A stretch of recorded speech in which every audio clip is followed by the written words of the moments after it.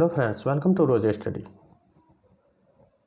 Friends, वैसे तो हमने स्कूल की किताब NCERT, NIOS, other board act text books में वायुमंडल एटमॉस्फेयर के बारे में कई बार पढ़ा है, मगर आज भी कॉम्पिटिटिव एग्जाम्स में वायुमंडल से संबंधित ऐसे टेढ़े मेढ़े सवाल पूछे जाते हैं जिन्हें हल करने में हमारे पसीने छूट जाते हैं।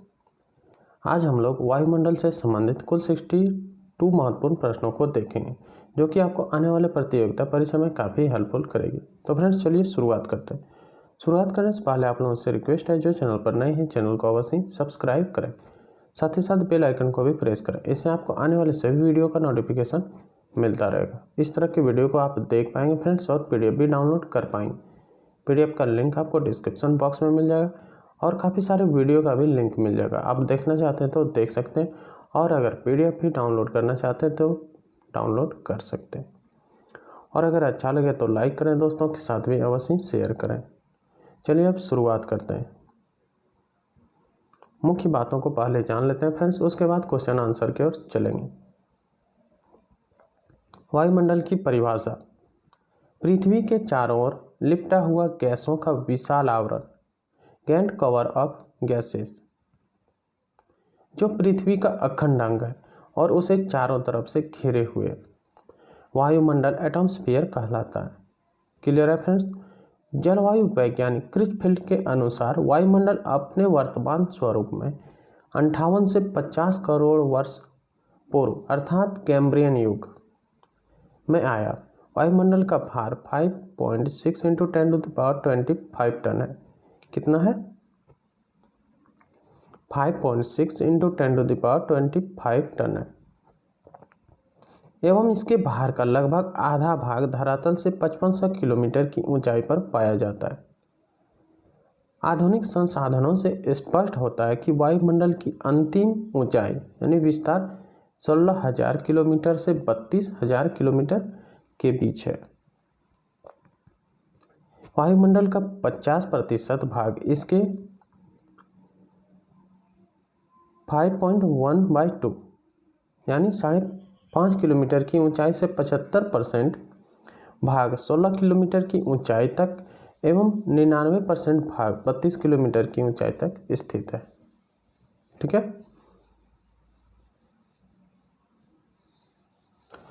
वायुमंडल का संघटक: वायुमंडल का संघटक या संगठन निम्नलिखित तत्वों से हुआ है।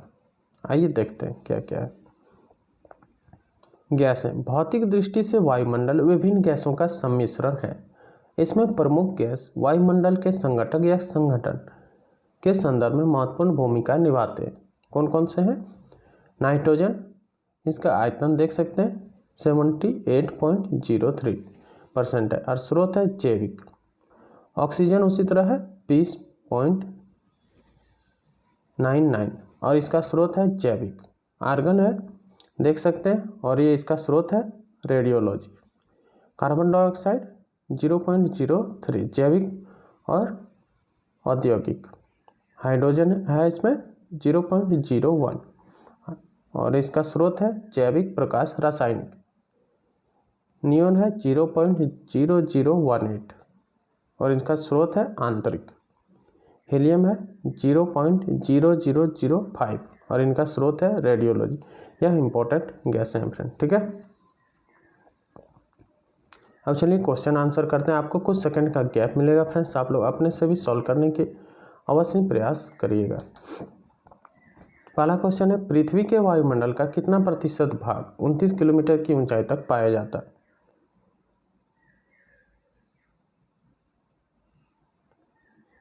(97%) पृथ्वी के वायुमंडल का 97% भाग 29 किलोमीटर की ऊंचाई तक पाया जाता है। कितने किलोमीटर? 29 किलोमीटर।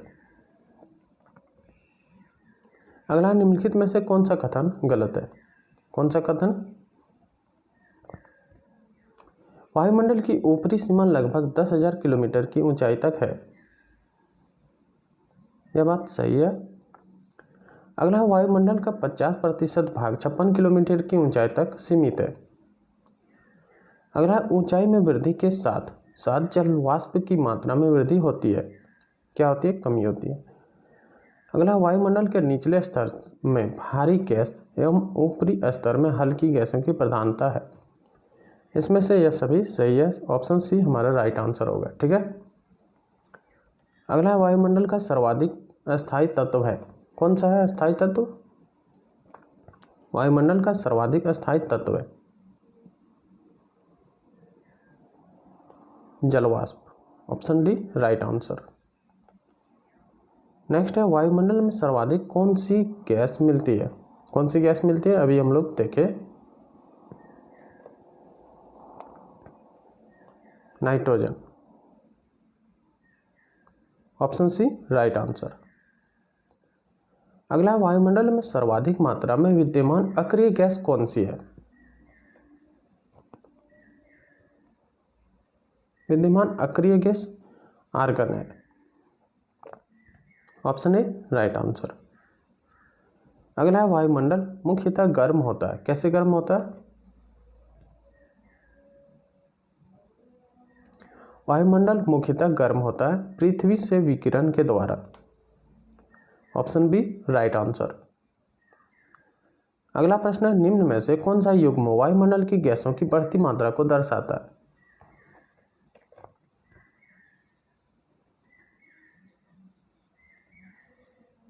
ऑक्सीजन और नाइट्रोजन लास्ट में होगा फ्रेंड्स। ऑक्सीजन और नाइट्रोजन। उसके बाद कार्बन डाइऑक्साइड। तो ऑप्शन ए हमारा राइट आंसर होगा। ओजोन, कार्बन डाइऑक्साइड, ऑक्सीजन और नाइट्रोजन यह वायुमंडल की गैसों की बढ़ती मात्रा को दर्शाता है। Option A right answer.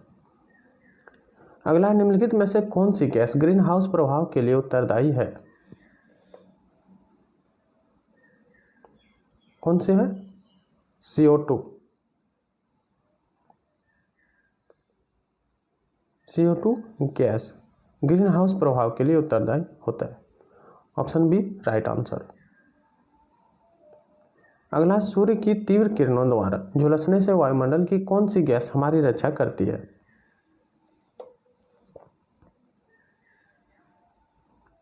Ozone. सूर्य की तीव्र किरणों द्वारा झुलसने से वायुमंडल की ओजोन गैस हमारी रक्षा करती है। इंपॉर्टेंट क्वेश्चन है। Option C right answer. Next है पृथ्वी के वायुमंडल में पाई जाने वाली निम्नलिखित गैसों का सही अवरोही क्रम क्या होगा? क्या होगा सही अवरोही क्रम? नाइट्रोजन, उसके बाद ऑक्सीजन, 1 3 दोनों में है फ्रेंड्स, तीनों में। उसके बाद कार्बन डाइऑक्साइड, उसके बाद आर्गन, उसके बाद neon. Option A right answer. ठीक है। Nitrogen, oxygen, carbon dioxide, argon और नियोन। अगला भूपृष्ठ से परावर्तित अवरक्त विकिरण के अवशोषण द्वारा वायुमंडल के तापमान में वृद्धि की प्रक्रिया को क्या कहते हैं? इसे ग्रीन हाउस इफेक्ट कहते हैं। Option C right answer. भूपृष्ठ से परावर्तित अवरक्त विकिरण के अवशोषण द्वारा वायुमंडल के तापमान में वृद्धि की प्रक्रिया को ग्रीन हाउस प्रभाव कहते हैं। अगला है वायु में नाइट्रोजन का प्रतिशत कितना है? जैसे अभी हम लोग जाने। ठीक है। Option C right answer. अगला सही उत्तर चुनिए जो कि वायुमंडल की परतों की क्रमबद्धता को दर्शाते हैं। कौन दर्शाते हैं? आयन मंडल, परिवर्तन मंडल, आयतन मंडल है। ठीक है। परिवर्तन मंडल, आयन मंडल, मध्यस्थ मंडल और समताप मंडल यह वायुमंडल की परतों की क्रमबद्धता को दर्शाता है। अगला वायुमंडल की क्षोभ मंडल, समताप मंडल आदि परतों में विभाजित करने का मुख्य आधार क्या है? क्या है इसका मुख्य आधार? मुख्य आधार है तापमान। वायुमंडल को क्षोभ मंडल, समताप मंडल आदि परतों में विभाजित करने का मुख्य आधार तापमान है। अगला प्रश्न देखते हैं, क्षोभ मंडल की धरातल से औसत ऊंचाई लगभग कितनी है?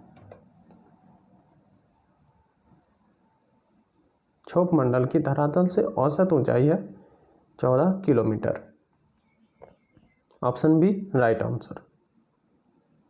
अगला प्रश्न है, निम्नलिखित में से किस मंडल को संवहन मंडल भी कहा जाता है? किसे? क्षोभ मंडल को। Option A right answer. क्षोभ मंडल को संवहन मंडल भी कहा जाता है। अगला, किस ऋतु में क्षोभ मंडल की ऊंचाई में वृद्धि हो जाती है? कौन सा ऋतु में? गर्मी के मौसम में, ग्रीष्म ऋतु में क्षोभ मंडल की ऊंचाई में वृद्धि हो जाती है। Option B right answer. अगला, क्षोभ मंडल की धरातल से अधिकतम ऊंचाई है कितना किलोमीटर है? क्षोभ मंडल की धरातल से अधिकतम ऊंचाई है 18 kilometre. Option D right answer. अगला, क्षोभ मंडल में तापमान की सामान्य ह्रास की 1 डिग्री सेंटीग्रेड प्रत्येक 166 मीटर हेतु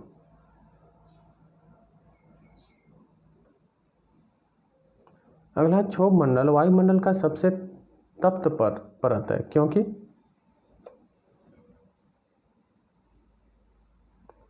यह पृथ्वी के पृष्ठ से तप्त हो जाती है। Option C right answer. अगला, क्षोभ मंडल एवं समताप मंडल के बीच स्थित संक्रमण क्षेत्र को क्या कहा जाता है? क्षोभ मंडल और समताप मंडल के बीच स्थित संक्रमण क्षेत्र को कहा जाता है क्षोभ सीमा। क्षोभ सीमा कहा जाता है। Option B right answer. अगला, पृथ्वी के वायुमंडल का सर्वाधिक घनत्व कहां पर होता है? पृथ्वी के वायुमंडल का सर्वाधिक घनत्व कहां होता है? कौन सा मंडल पर होता है? क्षोभ मंडल पर। Option A right answer.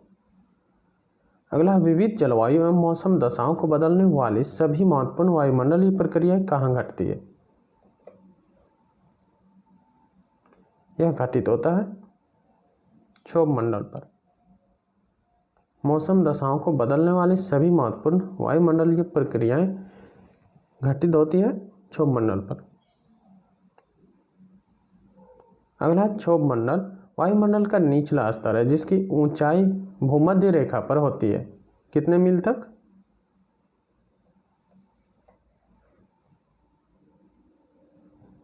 10 मील तक।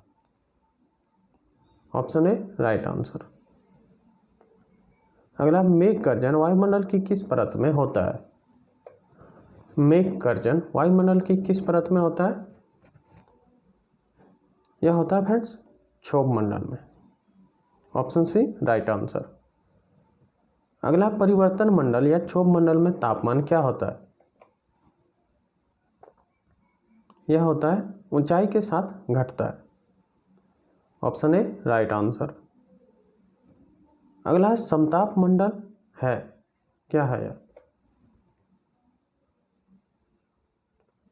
क्षोभ सीमा के ऊपर स्थित प्रदेश।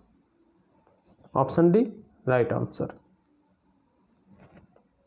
अगला, वायुमंडल की किस सतह में तापमान में बहुत अधिक उतार चढ़ाव नहीं होता? किस सतह में? कौन सा मंडल में? समताप मंडल में।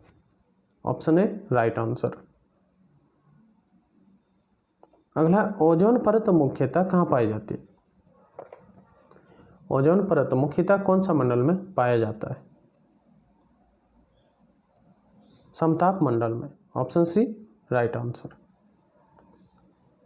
अगला प्रश्न है, निम्नलिखित में से कौन सी वातावरणीय परत सूर्य की पराबैंगनी किरणों को अवशोषित कर लेती है? कौन सी वातावरणीय परत? वह है ओजोन मंडल। ओजोन मंडल सूर्य की पराबैंगनी किरणों को अवशोषित कर लेती है। Option D right answer. अगला, समताप मंडल को जेट विमानों की उड़ान के लिए आदर्श माना जाता है क्यों माना जाता है? क्योंकि इस परत में क्या होता है? बादल तथा अन्य मौसमी घटनाएं नहीं होती है। ठीक है, ऑप्शन डी राइट आंसर। अगला, समताप मंडल के संदर्भ में निम्नलिखित में से कौन सा कथन गलत है? समताप मंडल का विस्तार 50 किलोमीटर की ऊंचाई तक पाया जाता है। सही है। समताप मंडल की सीमा आयन मंडल से मिलती है। इस मंडल में बादलों का अभाव पाया जाता है। इस मंडल में धूल कण और जलवाष्प की मात्रा काफी कम होती है। Option B right answer. ठीक है, ये सभी सही है। अगला है, ओजोन परत में प्रतिवर्ष 7% की दर से अवक्षय के कारण उसमें 10 मिलियन वर्ग किलोमीटर आकार का एक बड़ा छिद्र बन गया। यह छिद्र अवस्थित है। कहाँ अवस्थित है?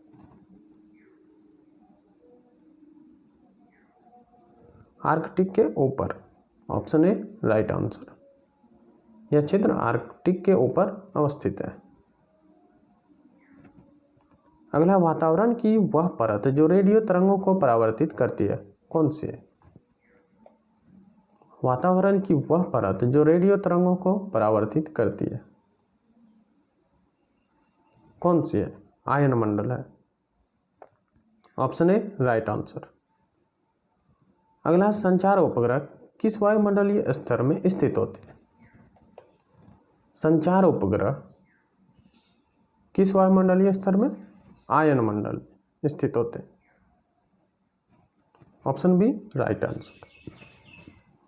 अगला है, वायुमंडल में ओजोन स्तर के अवक्षय का कारण निम्नलिखित में से कौन सा रसायन है? वायुमंडल में ओजोन स्तर के अवक्षय का कारण वह है chlorofluorocarbon. Option D right answer. अगला, रेडियो की लघु तरंगें आयन मंडल की किस परत में परावर्तित होकर धरातल पर आती है?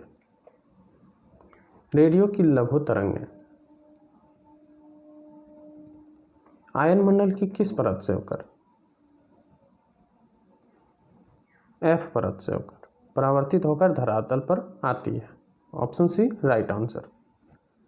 अगला प्रश्न है, ऊपर से नीचे की ओर वायुमंडल की विभिन्न परतों की सीमाएं पहुंच का कौन सा क्रम सही है?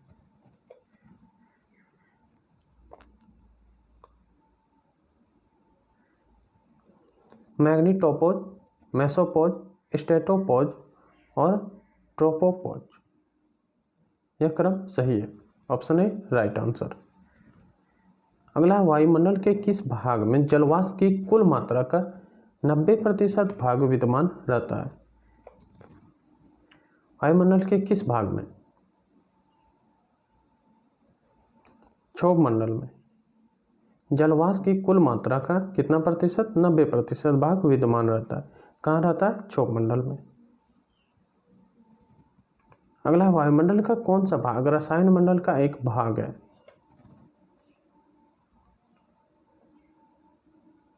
कौन सा भाग? ओजोन मंडल। यह रसायन मंडल का एक भाग है। Option D right answer. अगला, किस वायुमंडलीय परत का मौसमी परिवर्तन की छत के नाम से जाना जाता है? किस वायुमंडल परत को? वह है क्षोभ मंडल। इसे मौसमी परिवर्तन की छत के नाम से भी जाना जाता है। Option B right answer. अगला, हवाई जहाज प्रायः कहाँ उड़ते हैं? समताप मंडल में उड़ते हैं। Option B right answer. ठीक है, ध्यान में रखिएगा। अगला, पृथ्वी की सतह से सबसे दूर वातावरणीय परत को क्या कहते हैं? पृथ्वी की सतह से सबसे दूर वातावरणीय परत को कहते हैं वायुमंडल।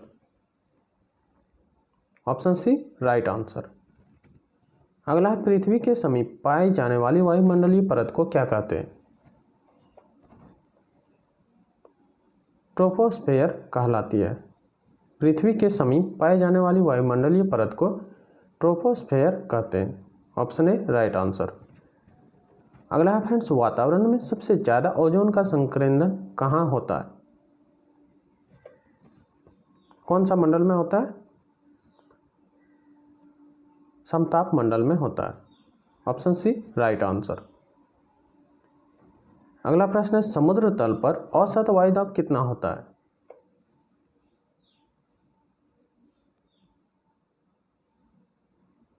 दस 13.25 मिलीबार समुद्र तल पर औसत वायुदाब होता है। Option B right answer. अगला, वायुदाब प्रायः सर्वाधिक होता है जब वायु होती है, क्या होती है?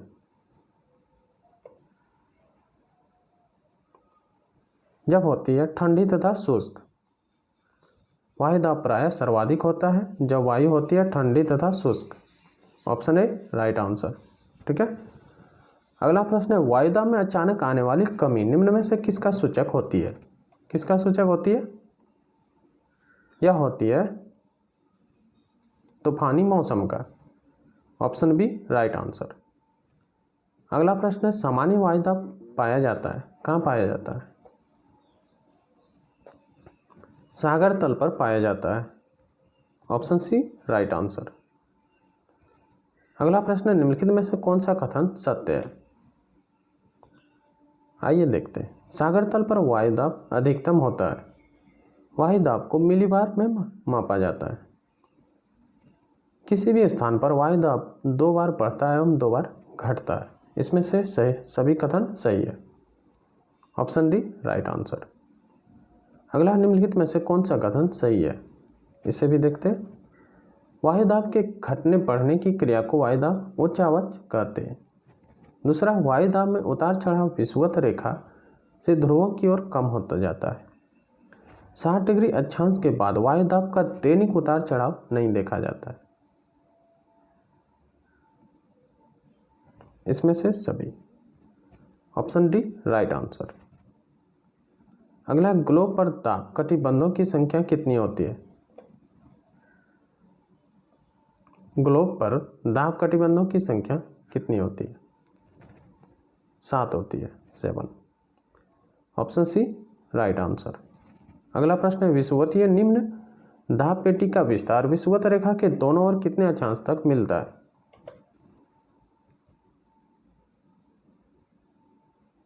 5 degree. Option A right answer. अगला, डोल ड्रम पेटी का विस्तार सामान्यतः पाया जाता है, कहाँ पाया जाता है? किधर से किधर तक? 5 डिग्री नॉर्थ से 5 डिग्री दक्षिण तक पाया जाता है। कौन सा पेटी? डोल ड्रम पेटी का विस्तार। Option D right answer. अगला है, डोल ड्रम छिद्र की विशेषता होती है, क्या होती है इसकी विशेषता? निम्न दाब एवं शांत पवन डोल ड्रम क्षेत्र की विशेषता होती है। ठीक है, ध्यान रखिएगा, इंपॉर्टेंट क्वेश्चन है। अगला देखते हैं, शांत पेटी किस रेखा के दोनों ओर पाई जाती है? वह कौन सी रेखा है जहां शांत पेटी रेखा पाई जाती है? दोनों ओर पाई जाती है भूमध्य रेखा के।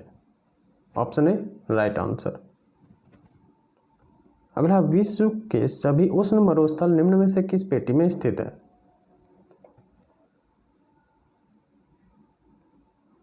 किसमें? उपोष्ण कटिबंधीय उच्च दाब पेटी में स्थित है विश्व के सभी उष्ण मरुस्थल।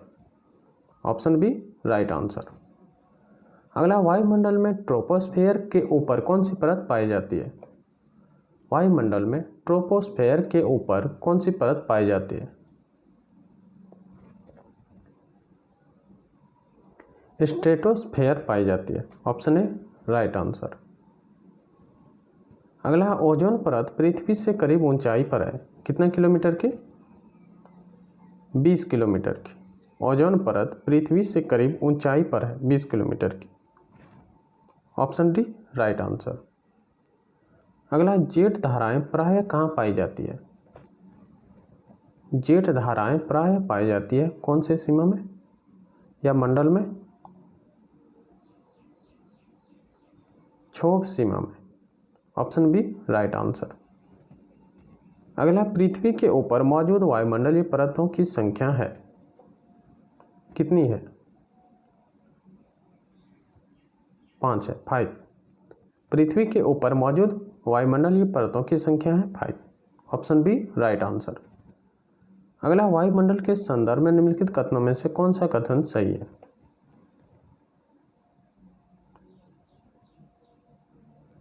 वायुमंडल की निश्चित ऊपरी सीमाएं होती है परंतु धीरे धीरे विरल होता जाता है जब तक कि वह अनवग्न्य न हो जाए। दूसरा, वायुमंडल की कोई निश्चित ऊपरी सीमाएं नहीं होती परंतु यह धीरे धीरे विरल होता जाता है जब तक कि यह अनवग्न न हो जाए। अगला है, वायुमंडल की निश्चित ऊपरी सीमाएं होती है परंतु यह धीरे धीरे घना होता जाता है जब तक कि यह अनवग्न न हो जाए। अगला है, वायुमंडल की कोई निश्चित ऊपरी सीमाएं नहीं होती परंतु यह धीरे धीरे घना होता है जब तक कि यह अनवग्न न हो जाए। इसमें से कौन सा कथन सही लगा फ्रेंड्स? ऑप्शन बी, वायुमंडल की कोई निश्चित ऊपरी सीमाएं नहीं होती परंतु यह धीरे धीरे विरल होता जाता है जब तक कि यह अनवग्न न हो जाए। ठीक है, ऑप्शन बी राइट आंसर।